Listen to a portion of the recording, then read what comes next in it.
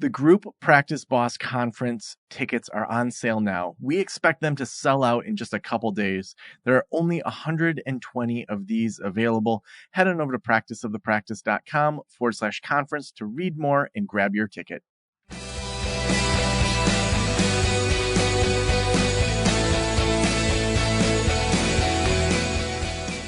This is the Practice of the Practice podcast with Joe Sanok, session number 1119.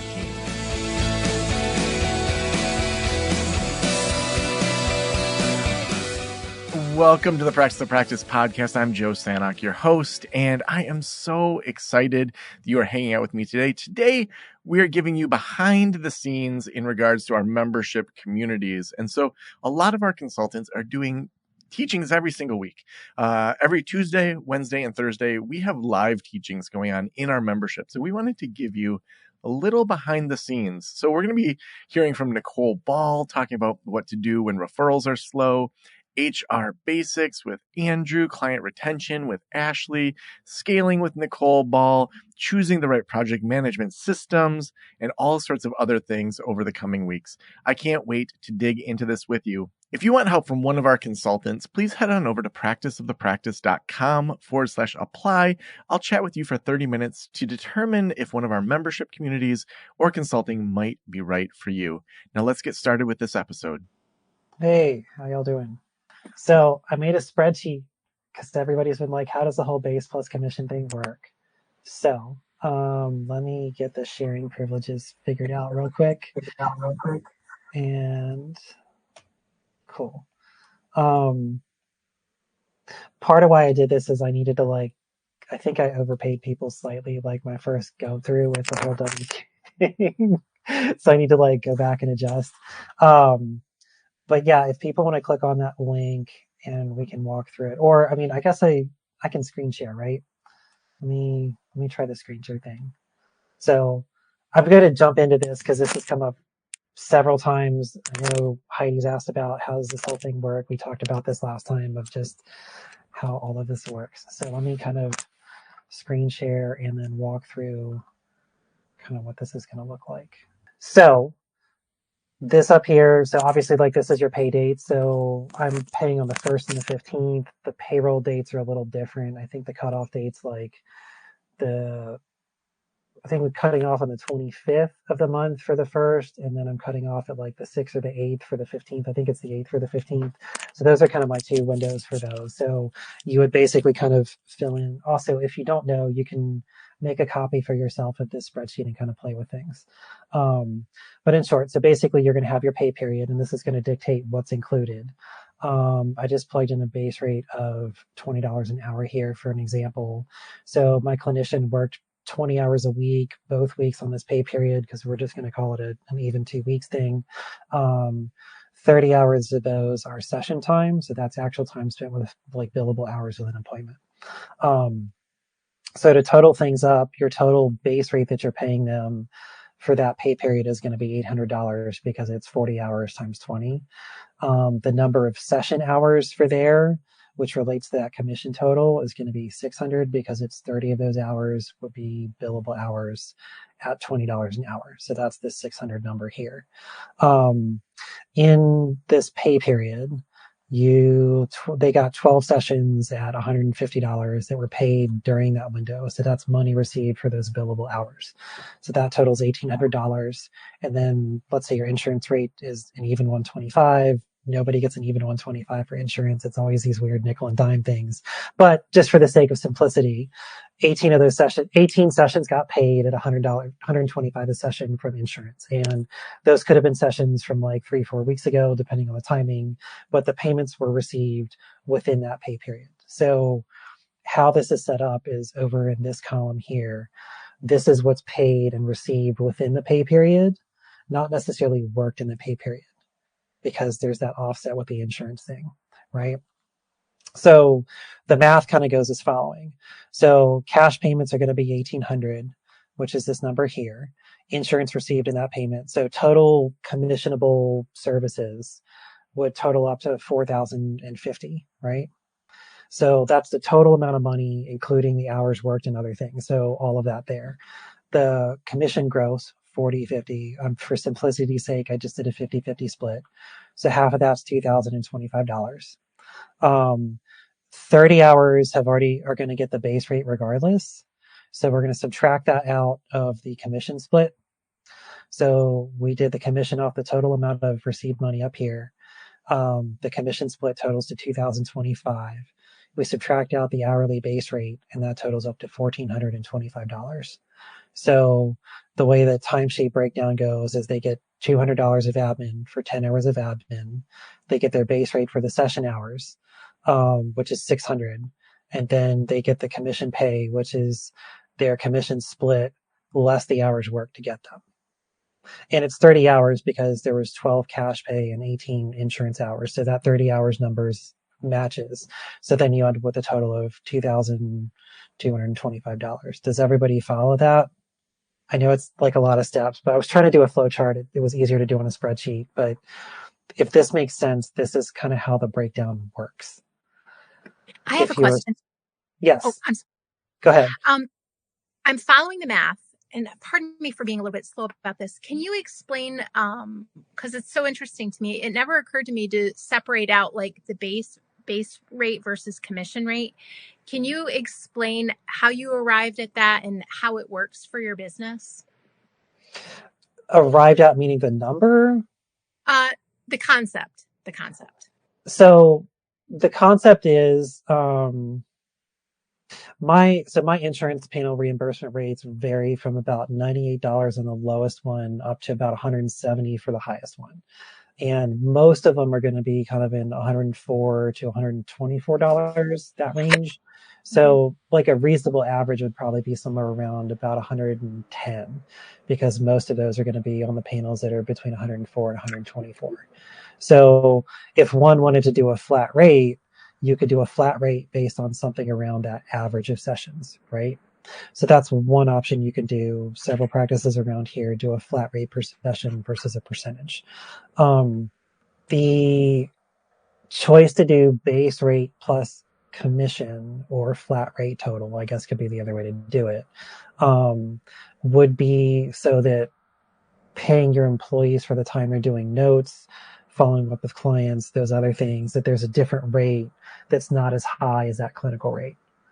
Because if, let's say, like from a business cost standpoint for overhead, obviously being able to pay somebody like a $20 or $25 an hour rate to show up for a staff meeting is a lot more affordable than paying them a $65 flat rate. So that's kind of the premise behind things. The one other thing that I mentioned last week, and I've mentioned a couple times, is the way I'm doing things in terms of earning that commission. The other caveat is the clinician has to complete the notes, meaning completed and signed in the EHR within 48 hours. And that has to do with insurance timeliness about the likelihood they're going to recoup things for having late notes. So several other practices, and I kind of adopted this approach to like, how do I enforce note timeliness, is to everyone gets paid the base rate regardless. If the notes are completed and locked and signed within 48 hours of the session, then they earn the rest of the commission when it's paid. Is that the breakdown? Yeah, that's really helpful. Thank you. Yeah. I may eventually move to a flat rate thing at some point. I know one of the practice owners around here came up with a flat rate that was probably in that 65-ish range. And her plan was, for that really high insurance payer, which in North Carolina happens to be the state employees plan, that extra difference allows her to kind of hedge, put some money aside just to keep in the business for some other things. And, maybe like bonuses, like a CEO, extra CEU thing or some other thing kind of like that, down the road. So that's kind of trade-offs there.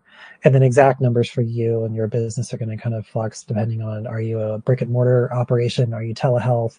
There's different costs that come with those. And just kind of looking at your numbers and math and stuff like that. It's a little more accounting, I'll tell you that. And the thing I'm realizing too is because everything up through April 15 was under one pay structure with my 1099s that then became W-2s. I'm still in that kind of transition period of like having to account for the base rate for sessions that were done before and after. So Andrew, for the people that that are doing the flat rate per session, That flat rate is assuming the admin, like that includes the admin work that you're covering in the base rate. Yeah, so the way they would be doing things would be my friend Jill is doing a flat rate for services. So she and I actually are doing the same numbers because it just seemed reasonable. So she starts everyone at 18 for an admin rate, and then they get bumped to 20 after a year. And her flat rate is calculated based on an average of like payers and how much of their pie chart, like, is it predominantly Blue Cross stuff, which for us is more close to 125? Is it primarily United, which is maybe in the 104 range? So she's kind of looking at 20% of my business pays at 104, 50% of my business pays 125, and kind of figuring out something in the middle about average range there. But that flat rate would be the sum total of like the base rate plus the commission. So I don't know how she's doing. She's the only practice owner I know that is willing to front the insurance company and assume that the insurance company is actually going to pay as they say they are. I sure don't trust them after the whole Change Health thing. So I'm not willing to, as a small business, take that risk for floating a multi-billion-dollar company that's inflating the cost of everything we do. I'm just not willing to do that. But kind of to each his own. Does that answer your question? Well, so in your model here, you're using commission. So for her, she's using, rather than commission, she's just saying you did 30 sessions at, I forget what number you said she was at. She's just taking 30 times the flat rate rather than doing, okay. Yep. Yeah, and so the hours that went to session time are not getting the additional admin rate. That's, and even in mine, the admin rate's getting paid initially, and then there's like when the money's received for the services, then the rest of that comes in. For her, because she's paying everything at the time of the payroll, even if it's going to be a month before she gets a reimbursement from Blue Cross, she's paying for that Blue Cross session at the time. So she has non-clinical time and then clinical time. And it's more of a timing thing than it is necessarily a difference in calculation. Does that make sense for everybody about how this whole thing works? It is a little complicated. I will say too, there is no good payroll system. Like, payroll is going to be tedious regardless. I don't have a good, here's a simple way to do it. There are payroll companies, there are local ones here to where you basically just kind of give them a timesheet and they will run payroll and calculate things for you. But it's one of those, you can either do it yourself and take the time out of your schedule to kind of do things, or you're going to end up paying somebody that you trust enough to not screw payroll up for your employees to do it for you. And that's not going to be your typical scheduling $15 to $25 an hour admin person. That's going to be a bookkeeper of some kind. Worth it. So, did you say it was worth it, April? I did, yeah. Yeah. Yeah, my bookkeeper decided she's not doing bookkeeping anymore because she's doing more payroll. So I've have a referral for a new bookkeeper, which is good because it took me a while to find her and she's been really great. But I understand the need to move on to other things, and I'm thankful to not have to do all that. So that's the complicated, that's probably of payroll structures you can do. This is probably the most involved for calculating things, but to me, it seems to be the way I can best maximize what somebody's earnings potentials are based on the distribution of payers on the caseload. Because again, my new hire, like, I don't have room on my schedule for like all the state employees people. So he's got like 4 or 5 of those people on his caseload. So basically 3 of those sessions pays as much as 4 of another. So for him, it works out really well. As far as pay structures go, what other questions do people have? Like, how are people currently doing pay structures, or concerns about doing pay structures, especially if you're moving over to W-2?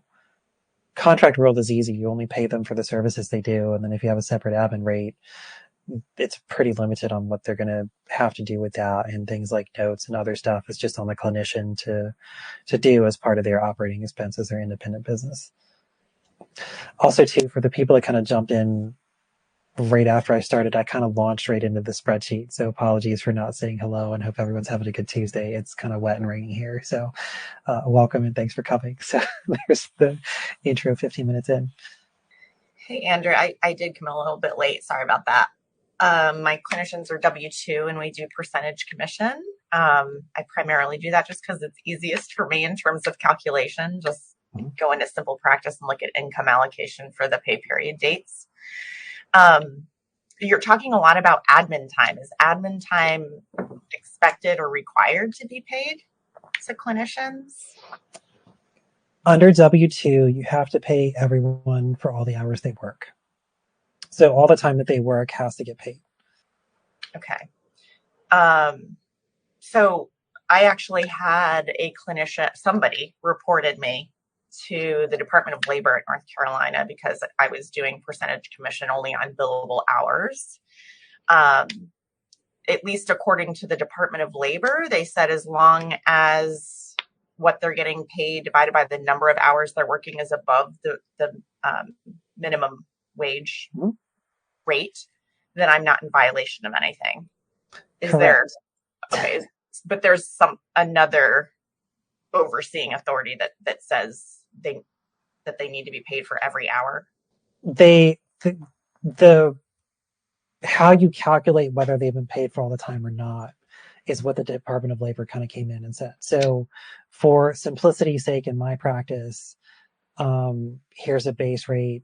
Everyone gets basically 12 minutes of pay time per session to cover notes, follow-up scheduling, those kind of things. That's built in. They'll get that paid whether or not it takes them 12 minutes to do the note. But then it's delineated, like, here's that time.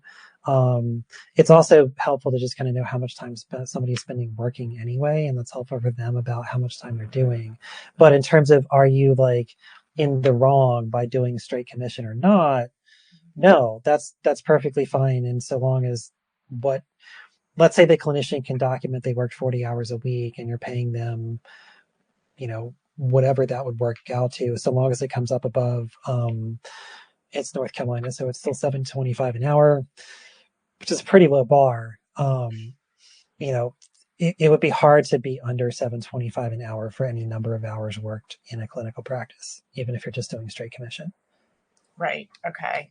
Yeah. I mean, the commission that my clinicians are making they're making a really decent salary. I just wanted to make sure I was within the law and that I, if I am only paying them on a percentage of their billable hours, that there wasn't anybody else that could come and say, no, actually you have to be paying them like administrative time or something like that. You don't. Again, so the math on like $7.25 an hour at 40 hours is $290. So as long as your clinicians are making more than $290 a week and they're not clocking overtime, they're good. Okay. I think I would also specify something in there about, being clear on what constitutes work and when overtime would kick in and what would be required for them to be in overtime status. If you've worked an agency job in healthcare and especially our field, those are all what's classified as full-time exempt, which is how all the agencies exploit us, because it's like, well, here's 35 hours of clinical time and now you've got 15 hours of documentation to keep up with all the state requirements, and then you're at 50 hours a week. But because you're exempt, that extra 10 hours doesn't really count.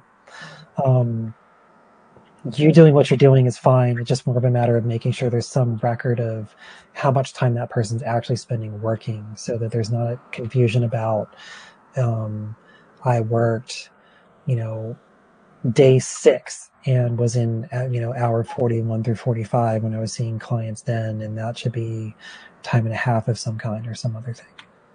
California is going to have very different labor laws in terms of how this works in California too, in terms of when you hit overtime status and when you don't. But because we're in North Carolina and we're kind of a third world country when it comes to democracy and other things and labor rights, we can kind of get away with just about everything. So Andrew, if I'm doing a percentage, and I guess I've always worked at places where I was 1099s and now I'm doing W-2s for my clients or my clinicians. I've always had it where you wait to get paid until the insurance pays you. Mm-hmm.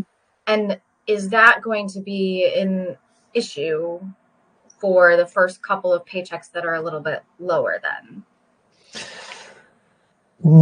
I don't think so. So my experience of switching over has been the following. So my 2 full-time people became W-2 status effective April 15.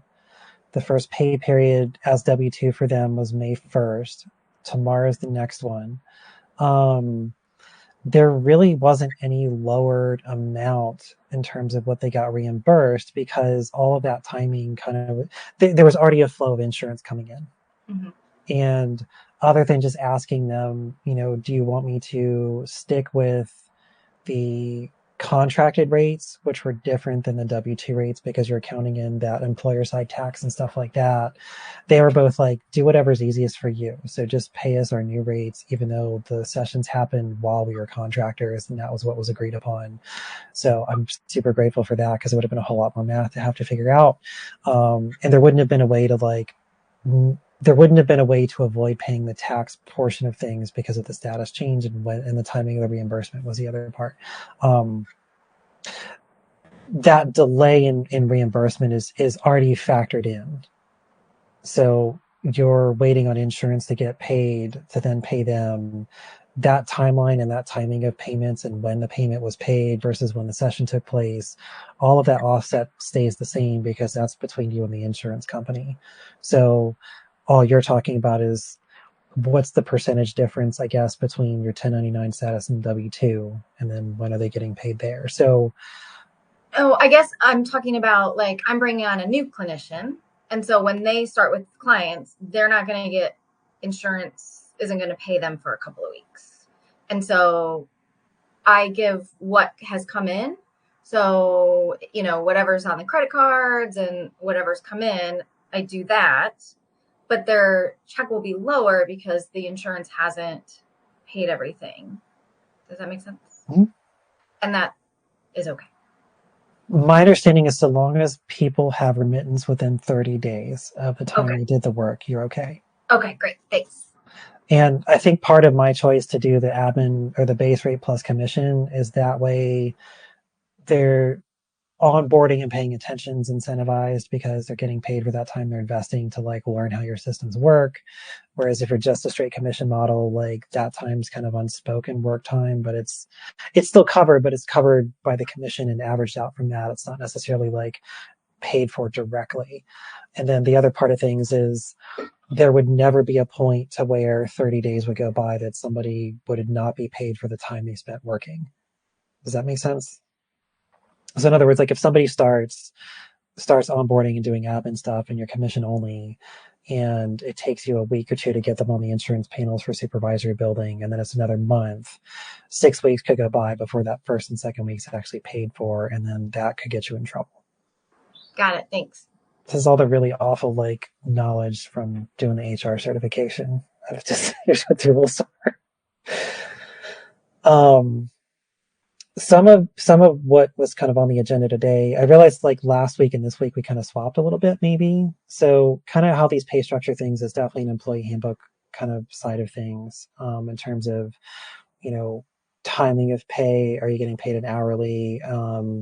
Does the commission come out of that, or does the hourly get subtracted out of the commission total, and those kind of things, and all of that's laid out in the employee handbook. Also kind of on the list today for topic stuff. I'm losing track of all my tabs. Looks like pay structures, benefits, and things to kind of think about with hiring. So how many people are thinking of doing benefits? So to just let you know where I'm starting people out, everyone can earn an hour of PTO at the admin rate for every 10 billable hours worked. So basically that's going to be an accrual thing. I'm not necessarily putting a cap on it. So that way part-timers, full-timers, whatever, for every 10 hours of session time, they can earn an hour off at the admin rate. That seems pretty reasonable. My understanding is you can't specify a separate rate for paid time off. So having the admin rate and then the commission total rate kind of thing allows me to pick one of those two rates to serve as that reimbursement for that paid time off level. I think I decided to do a $25 a month CEU stipend. So that'll go to the clinician. That's something that they can kind of get every month to just pay for continuing ed, save up for training, some other thing like that. I am planning to implement vision, short-term disability, long-term disability, and I think 25 some amount of term life insurance, and do all of that kind of as a package deal for everybody. There's a minimum number of enrollment. My insurance broker was able to find some companies that would be willing to do 3 versus 5 employees as a minimum. But roughly looking at quotes from April, it looks like for about $110 per person, you get all 4 of those. And if any of you all as independent people have tried to like get life insurance or long-term disability, it's a nightmare trying to qualify for those kind of things or at a reasonable rate. Kind of like health insurance is really obscenely expensive. So from a cost basis standpoint as an employer, sure, it might be between $100 and $120 a month, depending on your state for all of those different package things, but the benefits your employees are going to get far exceed what the premiums are going to be for those. And if you have a full-time commission or full-time clinician, they should be generating anywhere between $90,000 and $150,000 of revenue on an annual basis, depending on what your reimbursement rates are and the distribution of things. So if you're talking $1,500 to $2,000 a year in premiums for these types of services to your employee, that's a negligible percentage going to the employee for overhead costs to them, but they get big bonuses and things like that. Also, if you have people that are planning to get pregnant, have the short-term disability signed up beforehand, because, perpetuating our species is somehow a disability in our country because that's what our value systems are. Because sure. Anyway, just things I've learned and trying to stage this out of just how wacky stuff is in our country. But these types of things are much more accessible for you as a business owner to provide on behalf of your employees. The other thing you can consider doing related to benefits is what's called a professional employment organization, or a PEO. This is where, I think I was trying to explain this last time, to where everybody here, we would collectively pull all of our employees into kind of a group, and that larger group of people will then apply for a benefits package for everyone in that group. And because there's more people, in general, that brings the cost down. So if you are considering things like health insurance and other things like that, that would be a cheaper way to do it if you wanted to go full on health insurance. So these are just some examples of the kinds of benefits that you can offer. Another friend of mine, several friends of mine, kind of have a wellness lottery kind of thing. So that's anywhere between $50 and $100 a month. Somebody's like name gets thrown in a hat, they get picked, and then they get $100 toward, to spend on whatever they want, whether it's a massage or some other things like that. They get a stipend to go invest in some of their self-care. They might not otherwise do it. So think of benefits mostly like perks that you can offer to people so that they don't have to. If you're coming from the 1099 world, just the idea of going from contractor to where you're technically on the hook for like your own phone system and EHR and these other things, coming from that contractor model into like W-2, the fact that all of those resources are provided for you and covered really is kind of a benefit in an indirect kind of way as well, if that makes sense, even though as employers with W-2 people, we're kind of required to provide people the tools to do their job as part of being an employer.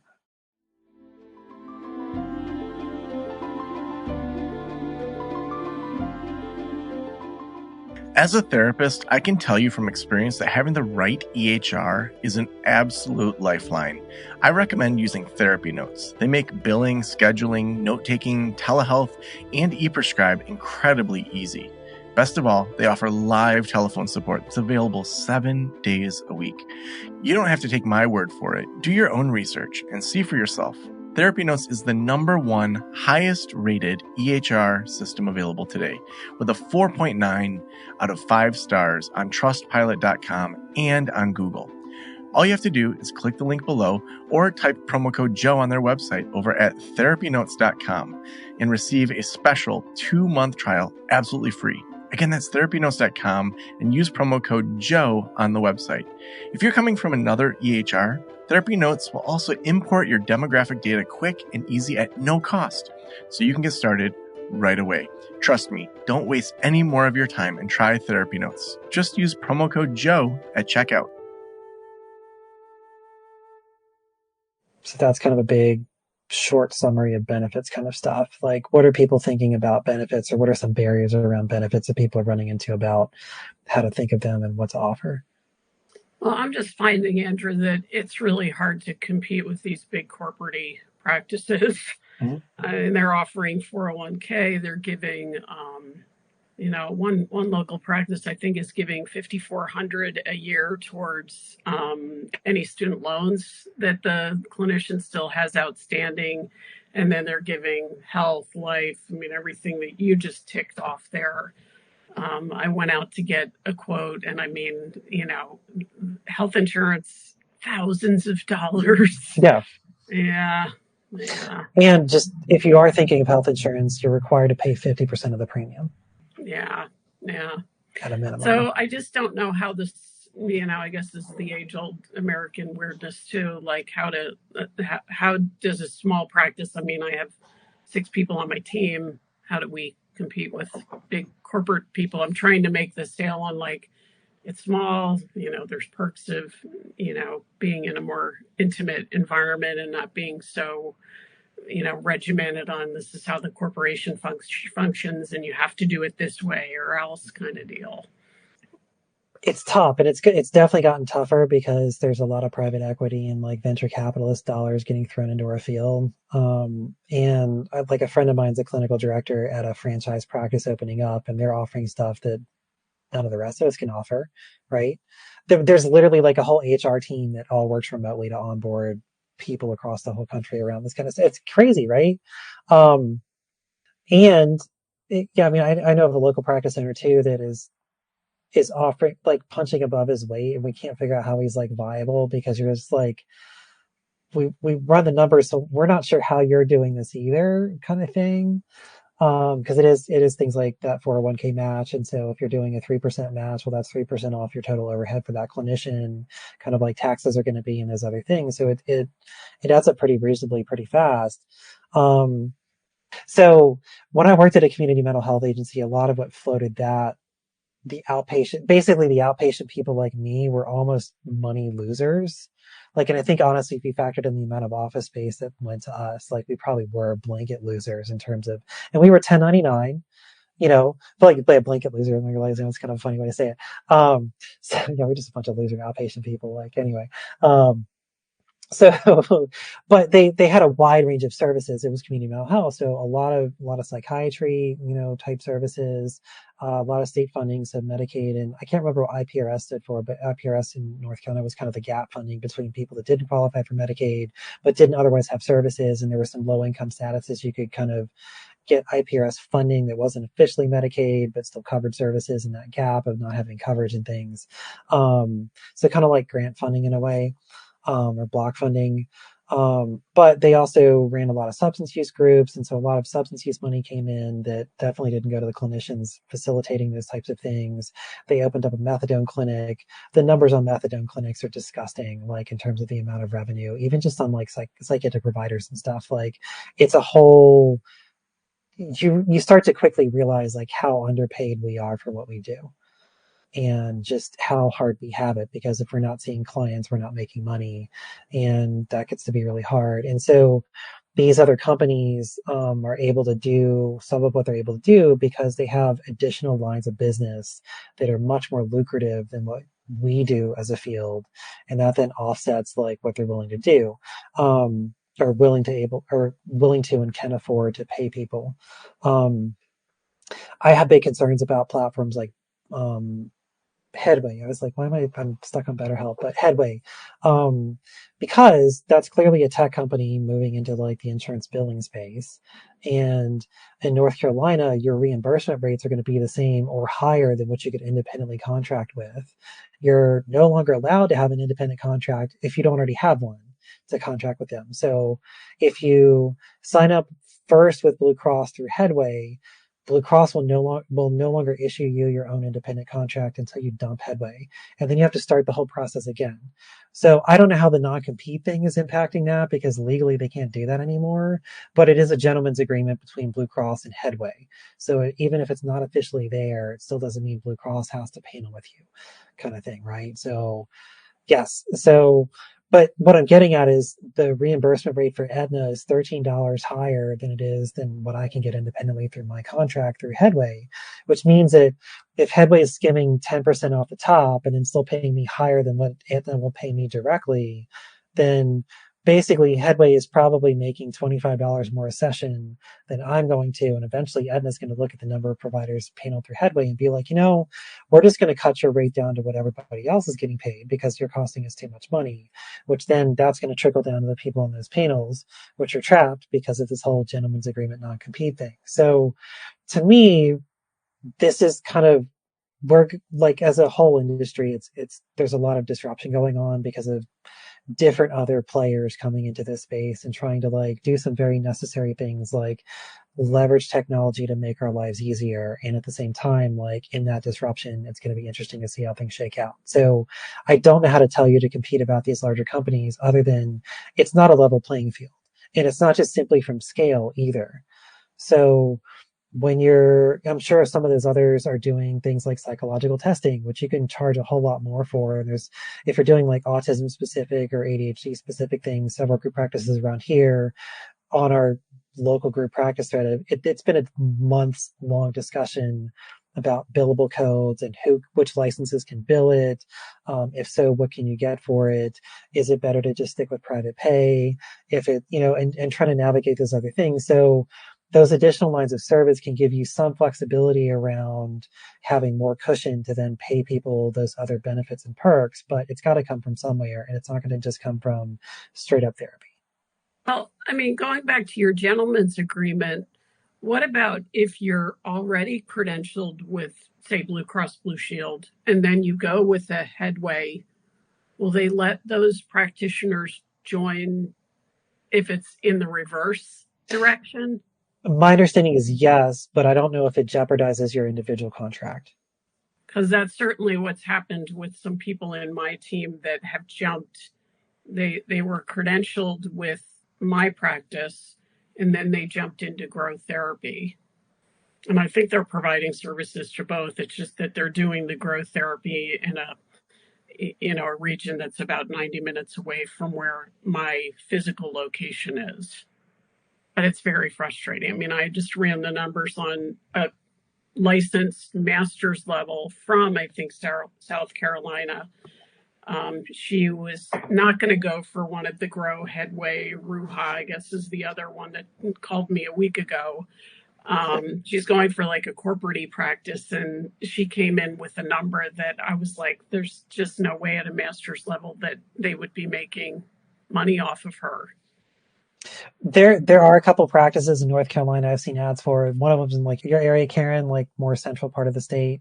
It's like an 80-20 split. And I'm like, this is completely unviable. It's just not viable. So, sounds good on paper, but I don't know where the money's coming from. Right. And, some of what I think is unfortunate, some of what I think has happened too, and this just seems like on the lines of disruption. So BetterHelp spends more marketing than half the countries in the world make an entire year for the whole country. It's crazy how much money they spend on marketing. Like, I don't know what it is, but you literally can't watch it. You can't listen to any podcasts at all without getting BetterHelp ads, regardless. And this includes therapist podcasts, right? Which is kind of surprising. So from a marketing angle, and part of what their pitch is, it's like you can change therapists anytime you want, and access your therapist text in all hours. And so what it is eliminated boundaries based on what they're telling people could be available to them as services. And it just seems like as more people have kind of paid attention to what BetterHelp is selling and how they're selling what the service is, it does seem like in my practice, more people are just dropping out without any kind of like nothing. They just like, ghosting has gone up. I will say there's been an interesting trend of male clients coming in wanting to work on work-life balance because they work too much, who then cancel because they can't make up time. They will not take time off of work, which is the number one reason they're coming in. Like, if I wasn't a therapist, I would just literally reply to your email with what you sent in to say, this is a problem, but I'm not, because we're not allowed to do that. That would be snarky, and can't do that as a therapist. But it does, it's a trend. But it seemed like a couple years ago, before BetterHelp became as dominant in terms of the culture and discussion around things, it seemed like people were a little more open about, hey, I'm discontinuing because of X or finance or other things, or I'm really looking for somebody who does X, versus just ghosting altogether kind of thing. So there's that kind of cultural shift about what BetterHelp is doing to kind of set expectations around things. Most clinical programs don't discuss private practice and what that looks like. It's just there's this big push in to go be a martyr and kill yourself at a community mental health agency and burn yourself out quickly. That's generally the push on most programs. And so I think another important thing in there too is any academic program is only geared to get you to graduate and to either get licensed or get you into the next academic program. That's it. That's the end of their obligation. They're not here to talk to you about what life is like after you get out of school, because they don't know any different, because the people that teach only do school stuff predominantly. And the other thing is their job is to get you to graduate, get the graduation statistic. Hey, all our people got licensed. That's it. They're done with their KPIs. That's as far as they care. And with that, there's nothing about how working in the field actually works. There's nothing about what is it like to practice the practice of therapy, right? So because that's not getting discussed, and then you have people that hop on Indeed and see this agency throwing out these audacious numbers about, ThriveWorks will do this. Like, everyone's heard of ThriveWorks. A lot of their ads are like, you can earn up to $144,000 a year. Sure, if you're seeing 40 people a week every week, right? That's the thing that's missing from that. And that's one of the things that gets overlooked. People just see this big number and hear about, the like influencer people that talk about how much money you can make in private practice, and basically want the numbers you could possibly earn as a solo practitioner, just not doing any of the business end of things, and then expect us to kind of float that for them, which is unrealistic. So for those people, at least that kind of approach me or my other colleagues around here that are like, I want to basically see the same numbers and have the same schedule I have in solo practice. I just don't want to do any of the business work. I'm like, well, great. You can go figure out the business and off you go, right? You can see how difficult this is. Go try it out for yourself, and if it works, great. It's not like any ill will. It's just there are these very unrealistic expectations being set because of how people are presenting what it's like to work in our field, along the same lines that like BetterHelp is kind of working against what therapy really is. Does that make sense for like a soapboxy kind of spiel on this? We're never going to compete with a venture capitalist backed anything. Just like taxi companies can't compete with Uber and Lyft. Now, Uber and Lyft are never going to turn a profit, but so long as the venture capitalist people are convinced it's going to, then they'll keep funding it. We really try to focus on selling the culture of working at a small group practice. I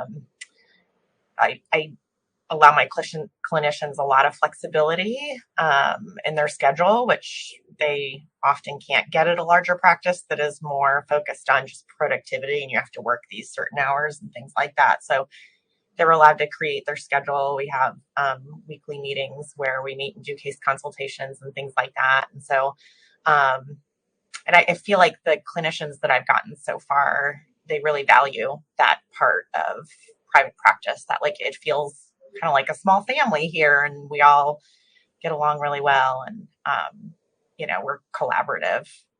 And larger group practices aren't always like that, so I do try and like sell them on that, because we just can't match other larger practices benefit packages and things like that. Mm-hmm. Yeah, and other things that I think is important in explaining to people about those differences is there's other companies are going to be much more strict about if you have a 25-hour a week minimum for clinicians, they're going to expect you to do that. So you may be booking 30, 32 sessions a week. And if nobody cancels, you're going to be doing 30 or 32 a week. So sure, your earnings are higher, but if your goal is to have something that's much more in that like 25 to 32 hours a week total, you're never going to get that at those larger practices. Because you're going to have the additional, you're going to have the admin time that we do for notes anyway, and then you're also going to have all the like corporate meetings about here's this and look at the cool new things we're doing. And not to say that those are always bad, but just gosh, the number of I spent 4 or 5 days onboarding at like a community mental health center because they required me to do that even as a contractor, and it was really interesting because I'm like, y'all are going through the employee handbook, and I'm like, it literally doesn't apply to me, because I'm not an employee, right? So, yeah, I mean, there's a lot of those kind of the cultural factor things are harder to explain because it's a softer thing. It's less obvious in terms of being tangible, but it really is a benefit. I mean, people in my team were kind of like, is switching to W-2 going to really change your management style about expectations around, am I going to have to suddenly have a fixed schedule? What's this going to be? Are you going to tell me when and when I can't be in the office? It's like, no, I still don't want to do that. We're just doing payment exchange. That's really the number one thing that's changing here. So the rest of the functionality around the culture and stuff stays intact, right? Please don't make me actually don the boss hat. I don't like doing that. It's never fun if I'm actually in that role, right? Like, that's different than I'm handling payroll and demoing like CRM and software. That's part of just this, or negotiating insurance contracts or whatever. That's fine. That's pretty level. That just means we have different people in different roles. It doesn't call the power dynamic into play. And I never enjoy that personally. So yeah, I don't know what to tell you about. I know small practices that run like those larger groups in terms of that level of structure and other things like that. And I know other ones that are much more just very loose about things. Like I would prefer to be and have very autonomous people, and that's what I want. And we still come together. We have our like weekly meetup at a coffee shop and just kind of debrief our week. And the past 2 weeks, it's been my one clinician who's pregnant talking about how weird it is to be 7 months into being pregnant and how weird it is to have to waddle everywhere. It's like, that's it. But it's that team building and culture thing. And that's what matters most. And that's what I care about more about that over money. Obviously, I want to create a living that's sustainable for all of us. But like, if that part's not there, then I'm not any different than that community mental health agency that no one wants to work in. Everyone gets free coffee if they come to the meeting too, as well as get paid. So my one quarter time contractor insisted on buying her own drink Friday. I was like, fine, I'm not, she's like, the barista person's like, hey, do I have to go into mediation mode? I'm like, I'll show you how simple this is. If you want to buy it, I'm not going to argue. And there we went. So that was that. So he's like, cool, did my job, done. But yeah, the competing with the larger businesses is hard because again, there's other streams of income that go in there, and some of what may be there too may have nothing to do with mental health. So for example, Ingles, which is a large local regional grocery store chain up here, they're one of the largest real estate owners in the area, because what they'll do is they'll buy out any building that another grocery store could potentially move into and then deliberately leave it vacant. So they own a ton of real estate that has nothing to do with what they do as a business model, because that's their business strategy of playing defense. The old Kmart building in West Asheville will be a perfect roller skating rink, but Ingles owns it and they suck.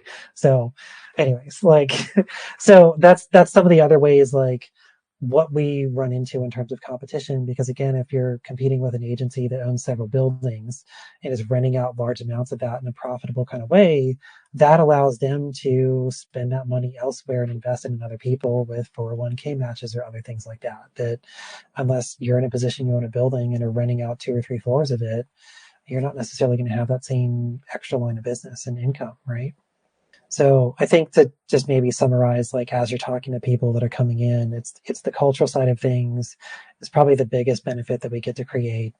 The interpersonal dynamics that we can kind of create as a company owner and manager of people, that really personalized one-on-one mentorship that we can do, which are generally not going to get at an agency.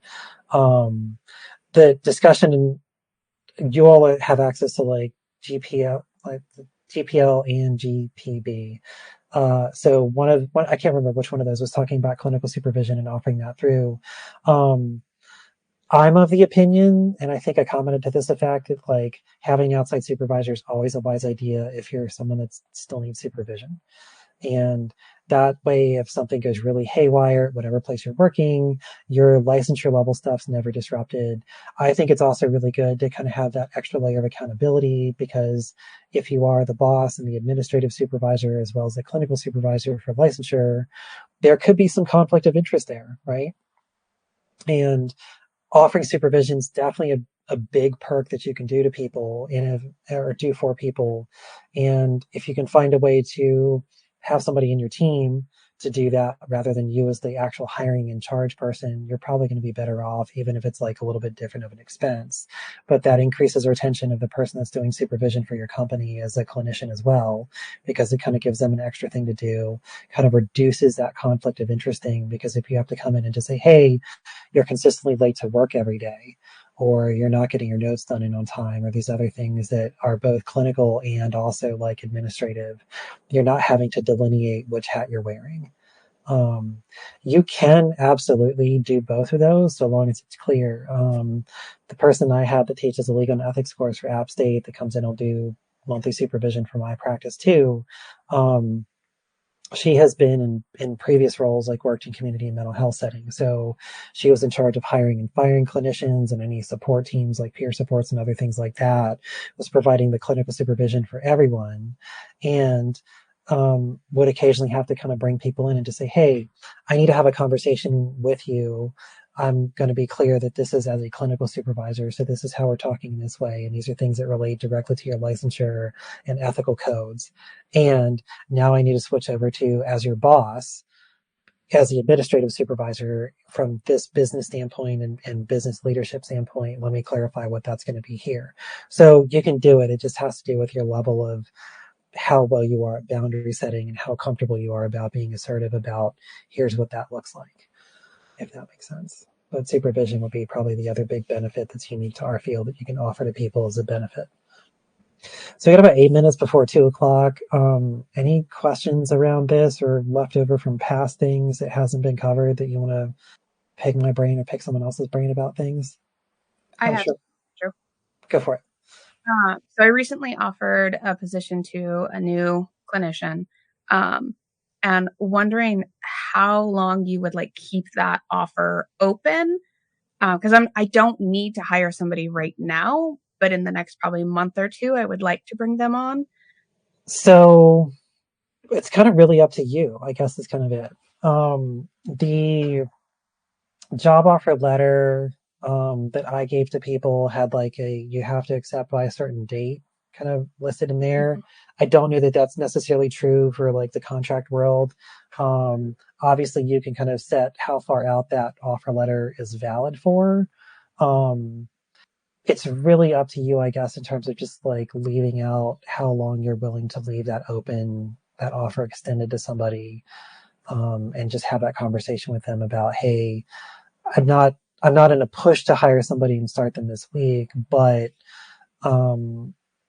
I need to hear back by, I don't know, June 15th, because otherwise, like, I need to fill this position and have somebody starting by June 15th. So, I'm going to continue to talk to people unless you follow through on the offer. It might be, you can kind of couch stuff that way to kind of put a little pressure on them, or just set some deadlines and expectations about, I need to know one way or the other by X time frame. Okay. I had originally given her 2 weeks, but I'm noticing like my own anxiety of like, I keep checking emails and seeing if she's responded. And then I'm like, why am I doing this? I don't need her to start right now. Like, it's fine. Just let her, you gave her 2 weeks to decide. Let her have that time to decide. So for me, when I'm working, so I'll get anxious about things like that I want to know something now, but realize there's a time frame on it. And so the game I'll play with myself is like, okay, so thank you for the part of me that's concerned about this, because clearly there's a reason to have this there. And, are you okay to kind of like stress about it for 5 minutes or 10 minutes or whatever you set? And then kind of after that, we're going to go do something different. Right. So that's usually successful in helping me like acknowledge that stress and then also kind of move on from it. But whatever game you need to kind of play for that part of you internally to like, it's important to acknowledge it. You can't just tell it to shut up. It's still going to be there, right? Like, it's like saying, don't be anxious, right? Like, it's not going to work. So yeah, so there's your little parts work for thinking around that kind of stuff, maybe. Thank you. Yeah. I think one of the harder things too, and the longer you do this, like, I do think it gets somewhat easier because you kind of get accustomed to it, but just being able to separate out things you need as a person and then structuring how your business functions and your relationships within people that are involved in your business from a business standpoint. And part of that's including acknowledging their needs as well. So, like, for example, my clinician that just started, like, was getting kind of frustrated about how long it takes to build a caseload because we didn't really have that discussion. And it was just like, this is normal, right? Like, it takes a couple months to get there, right? And I'm sorry we're having this conversation 2 or 3 weeks in after you kind of officially started and kind of having that. And if the stress of having a couple months to kind of onboard and ramp up is too much and you need to go, I'm okay with that. Like really, like legit said, I'm like, I'm fine with that. If that's where your stress and anxiety levels are, this isn't for everybody. I'm not going to be upset about it, but let's just have a discussion around that and what your needs are. And that way, the part of me, it's like, man, I'm going to be bummed if I spent 6 months kind of recruiting a fresh grad out of school and it doesn't work out. Personally, I'm going to be bummed. Business wise, it's not the best thing, but overall, from a business standpoint, everyone ends up where they need to go for what their needs are and balancing out that professional balance and personal needs and stress levels and stress tolerances and things. So learning how to separate that about business wise, this is the timeline things need to happen on from a logistical business standpoint. And then personally, how do I like navigate that? And maybe what you learn is maybe 2 weeks is too long in the future. So maybe it's like, hey, this is good for a week and I'll follow up in a week and I kind of need to know something or not. And that's just balancing your personal threshold with the needs of the business. Always an ongoing balancing act, isn't it? Depending on how long you've been hiring and stuff, you'll probably have those people that like somebody I went to school with kind of buy me dinner in December who was getting burned out at their location, was like, hey, I really want to like join your practice and stuff. He's like, I'm going on vacation for a couple of weeks and I'll let you know when I come back. Well, he kind of got rebooted and stayed where he's at. I would have been happy to hire him. I had somebody else I worked with when I was a grad student that had reached out and wanted to leave a community mental health setting, and we were going to meet for dinner 2-3 months ago. I haven't heard from them. I'm also not recruiting them because they're not exactly, they're not the right kind of avatar for who fits my practice. So they would do better elsewhere. They would be one of those ones I'd probably steer them more toward like one of those larger agencies that could provide more stability around things, because I think they would do better there and they're more general in how they work with people, and that's great. I'm just not the right practice for you. And so I'm kind of relieved to not have to have those conversations because they kind of work themselves out naturally. But it is one of those things kind of knowing of like, I'm really wanting people to kind of specialize in XYZ with these approaches. That's who's going to best fit in here, as well as that high degree of autonomy and being really happy and easy to respond about who do you like to work with and how do you like to work with them, and quick answers for that versus the, I don't know yet. Thanks for coming. We're kind of coming right up at the top of the hour. Like always, if you have questions or whatever, please send me messages and things.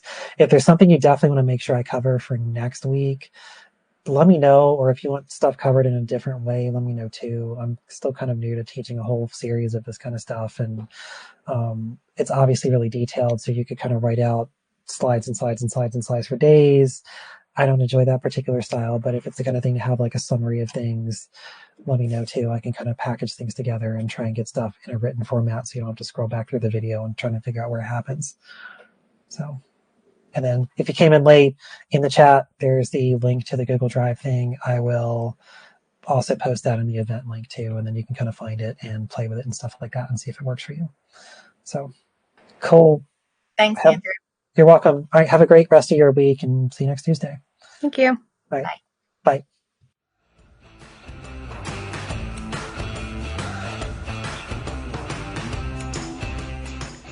Well, thank you so much for listening to the Practice of the Practice podcast today. These trainings are available in our membership communities.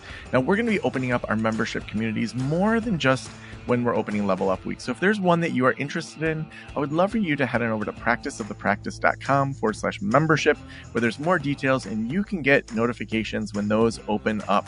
So if you are in solo practice, just getting going, if you are building and sustaining a sustainable solo practice, Next Level Practice is for you. If you are looking to launch a group practice launch is for you. And Group Practice Boss is for all those group practice bosses out there. You know, we also couldn't do this show without amazing sponsors like Therapy Notes. Therapy Notes is the best electronic health records out there. They will help you switch over from your current EHR.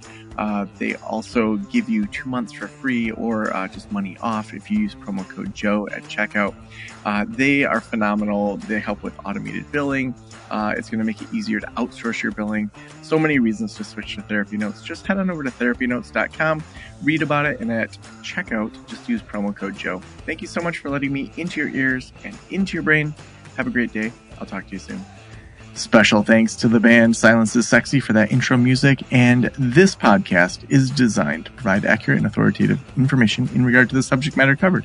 It is given with the understanding that neither the host, the producers, the publishers, or guests are rendering legal, accounting, clinical, or other professional information. If you want a professional, you should find one.